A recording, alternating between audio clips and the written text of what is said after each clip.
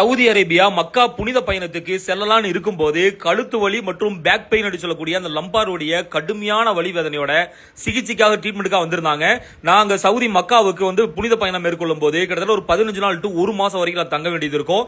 அங்க அந்த கிரியைகள் எதுவுமே செய்ய முடியாம எனக்கு வலி வேதனை ரொம்ப கடுமையா வந்துடக்கூடாதுன்னு சொல்லி கிட்டத்தட்ட ஒரு வருடங்களுக்கு முன்னாடியே எங்கிட்ட என்கொயரி பண்ணாங்க. அந்த ஒரு வருட காலகட்டத்தில் ஏதாவது இந்த நம்ம ட்ரீட்மெண்ட் ஹிஜாமா நோய் சார்ந்த சிகிச்சை எடுக்காம வேற ஏதாவது சிகிச்சை எடுத்து அதில் சரி பண்ணிடலாம்னு சொல்லி நிறைய மருத்துவங்கள் பார்த்து 1% கூட குணமாகாம இறுதியா நம்மள்ட்ட ட்ரீட்மெண்ட்டுக்கு வந்தாங்க. இந்த ஒரு வருட காலத்துல நிறைய மருத்துவங்கள், மருந்து மாத்திரைகள், நிறைய இயன்முறை மருத்துவம் நிறைய பார்த்துட்டாங்க. கடைசியா இறுதியா சிகிச்சை எடுக்கும் போது பெட்டை விட்டு இறங்கும் போதே மிகப்பெரிய ஒரு மாற்றம். ஒரு மாத காலம் நல்ல முழுமையா அங்க இருந்து உம்ராவுடைய கிரியைகளை திருப்தியா செய்யக்கூடிய அளவுக்கு அந்த வலி முழுமையா குணமடைஞ்சிருச்சு. ஒரு நாளைக்கு 5 நபர்களுக்கு மட்டுமே சிகிச்சை அளிக்கப்படுகிறது. முன்பதிவு கட்டாயம் அவசியம். ஹிஜாமா நோய் சார்ந்த மருத்துவ சிகிச்சை மையம்.